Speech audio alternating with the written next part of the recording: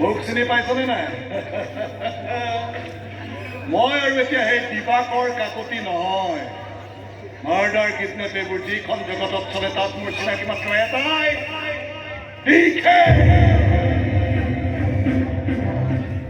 য'ত আছিলো মই বহুত কাম কৰিলো।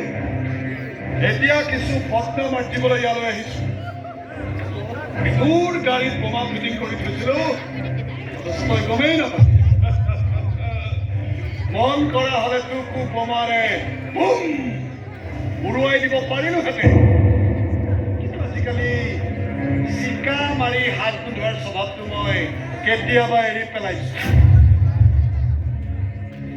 তই ইয়ালৈ উভতি আহি ভাল কাম নকৰিলি দিবাকৰ। তই দিকেই হওঁ বা চিকেই হওঁ, মোৰ হাতৰ পৰা কেতিয়াও সাৰি যাব নোৱাৰো।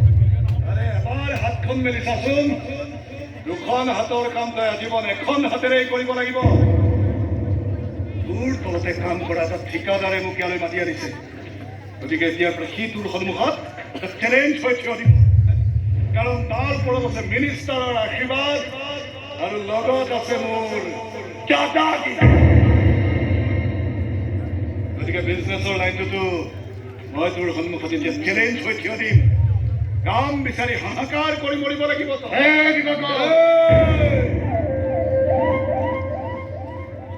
তোৰ ভাইৰে মৰাৰ আগতে মোক খাবলৈ নোপোৱা বুলি গালি পাৰিছিল।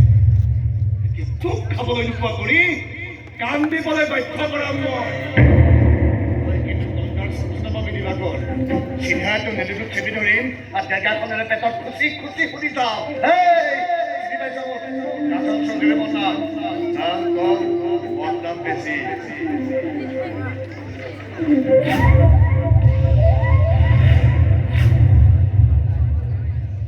আৰু মই ফিল্ডত নমাৰ পাছত না থাকিব তোৰ নাম, না থাকিব বদনাম। গোটেই জীৱন ল'ব লাগিব তই কেৱল